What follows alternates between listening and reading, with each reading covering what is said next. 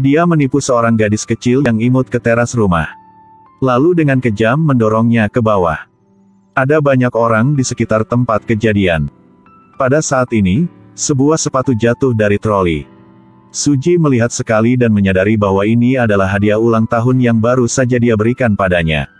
Dia dengan cepat mendorong tangan polisi dan melompat ke dalam mobil untuk memeriksanya. Dia memastikan bahwa ini adalah putrinya. Gadis kecil itu dibawa ke rumah sakit. Tetapi polisi mengatakan dia naik ke teras sendirian dan terpeleset ke bawah. Mendengar itu, sang nenek sangat menyesalinya dan menangis dengan keras. Tapi Suji mengatakan putrinya bahkan tidak berani duduk di kincir ria. Bagaimana bisa seorang gadis kecil yang terkena akrofobia naik ke tempat itu? Ketika ditanya oleh Suji, polisi tidak tahu bagaimana menjawabnya sehingga mereka hanya membuat alasan untuk pergi. Pada saat ini, Suji tidak bisa menjaga ketenangannya lagi. Air matanya terus-menerus mengalir.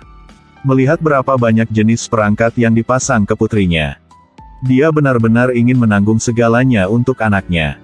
Tapi meskipun dia seorang polisi, dia tidak bisa berbuat apa-apa. Pada saat ini, dia menerima panggilan telepon. Mengatakan bahwa seseorang mendorong putrinya ke bawah. Lalu orang itu juga mengirim satu video lagi. Ternyata seorang anak SMA membawanya pergi. Suji menunjukkan padanya video itu.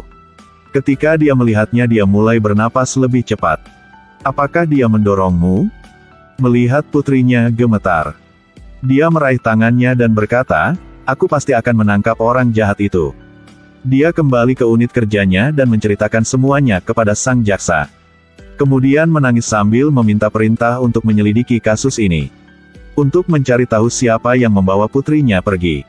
Tetapi sang jaksa menggunakan alasan bahwa tidak ada bukti anaknya didorong ke bawah untuk menolak. Gadis kecil yang malang itu patah semua tulangnya. Dia tidak bisa bernapas karena sangat menyakitkan. Dia mengatakan kepadaku bahwa siswa itu yang mendorongnya ke bawah. Aku mohon padamu. Beriku kesempatan untuk memenuhi tanggung jawab sebagai seorang ibu. Ayo kita tangkap orang jahat. Jadi dengan bantuan rekannya, dia membagikan brosur di beberapa SMA untuk menemukan sang pelaku. Pada saat ini, seorang siswa SMA lewat. Dia melihat stiker di tas sekolahnya. Dan ingat bahwa putrinya telah menempelkan stiker yang sama padanya pagi itu. Dia bergegas untuk bertanya, mengapa dia membawa putrinya ke teras. Tetapi dia bertindak tidak bersalah, yang membuat Suji sangat tidak bisa tenang. Pada saat ini, sang ibu siswa ini bergegas datang dan berteriak pada Suji untuk tidak menyentuh anaknya. Suji mengeluarkan foto itu dan berbicara tentang tindakannya. Tetapi ibunya tidak peduli. Tanpa diduga, dia bahkan memperingatkan Suji bahwa ayahnya adalah kepala kejaksaan. Lalu tarik tangan putranya pergi. Latar belakang si pelaku sangat besar yang menyebabkan segalanya semakin sulit. Jadi mereka berdua kembali ke TKP untuk mencari bukti baru. Dia tidak sengaja menemukan selembar kertas di rumput. Dia menyadari bahwa ini adalah lukisan putrinya. Tiba-tiba dia teringat sesuatu. Ternyata pada malam sebelum kejahatan terjadi, putrinya ingin mengirim surat kepada ayahnya tetapi tidak tahu alamatnya. Suji tidak ingin putrinya tahu tentang pernikahan yang gagalnya. Jadi dia dengan santai memberitahunya bahwa ayahnya telah ke surga. Jadi gadis kecil itu melipat surat menjadi pesawat kertas. Dan memberitahu ibunya bahwa dia akan mengirim surat itu kepada ayah pada besok. Tapi hari itu, Suji melanggar janjinya karena disibukkan dengan tangkap si penjahat.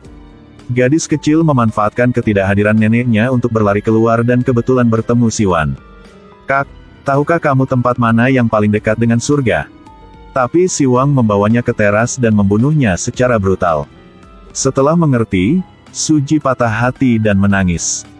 Dia berpikir bahwa karena dia melanggar janjinya, putrinya dirugikan seperti ini. Pada saat ini, rekannya menelepon dan mengatakan bahwa sang siswa mengambil inisiatif untuk pergi ke kantor polisi. Dan mengatakan bahwa dia telah pergi ke teras karena gadis kecil itu ingin dia pergi. Kemudian dia berpura-pura menyedihkan dan mulai mengarang cerita. Dia mengatakan bahwa gadis itu patah kakinya dan jatuh. Itu tidak ada hubungannya dengannya. Suji tidak tahan untuk menonton lagi jadi dia bergegas masuk.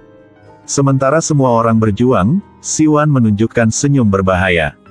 Pada saat ini, dokter menelepon untuk mengatakan bahwa putrinya telah meninggal. Tapi Suji anehnya tenang. Dia berdiri memandangi tubuh putrinya untuk waktu yang lama sampai mayatnya dibawa ke krematorium. Semua orang di sekitarnya menangis dengan keras, tetapi dia tetap tenang. Dia membawa foto putrinya ke kantor kejaksaan dan mengungkapkan kejahatan putra sang kepala kejaksaan. Putra Jaksa Yoon Seung-ro telah membunuh putriku. Apakah ini tempat bagi orang-orang seperti ini masuk dan main-main? Tangani untukku. Dia dengan tenang memanggil keamanan untuk mendorongnya keluar. Saat diseret, foto putrinya pecah. Kali ini petugas polisi yang tampak dingin dan tanpa emosi itu tiba-tiba menangis kesakitan. Tangisan tak berdaya itu seperti menghancurkan hati orang, yang membuat semua orang di sekitarnya tersentuh. Dia melemparkan lencana yang mewakili keadilan ke tempat sampah. Jika hukum tidak dapat melindungi putrinya, biarkan dia membalas dendam untuk putrinya sendiri. Jadi Suji membawa pistol ke sekolah sang siswa itu. Lalu paksa dia untuk mengatakan yang sebenarnya. Orang tuamu tidak ada di sini. Katakanlah yang sebenarnya. Mengapa semua orang percaya? Tapi aku tidak bisa menipumu. Siapa yang mengira dia akan sangat mengerikan? Yang dorong tangan Suji dan lari. Tapi ini bukan senjata untuk dipamerkan. Siwan tidak menyangka Suji berani menembak, karena ayahnya seorang pejabat. Tapi sekarang dia tidak peduli begitu banyak hal. Apakah putriku juga seperti ini pada waktu itu? Juga berjuang untuk hidupnya seperti sekarang. Kenapa kau melakukan itu? Dia hanya seorang anak yang tidak bersalah. Pada saat ini, Ibu Siwan datang. Ketika dia melihatnya, dia berlutut dan memohon Suji untuk memaafkan pada putranya. Bahkan jika dia mengambil nyawanya sebagai gantinya, dia pun akan setuju. Pada saat ini, Suji juga tergerak. Karena mereka seorang ibu, mereka setuju membayar harga untuk anak mereka. Bu, cepat bangun. Cepat dan tangkap orang jahat. Beri Bu ini. Polisi elit yang berspesialisasi dalam menangkap orang jahat. Pada akhirnya, Suji masih letakkan senjatanya. Tetapi ketika dia berbalik, Siwan tersenyum jahat. Suji dengan marah merebut kembali pistolnya tapi sayangnya meleset.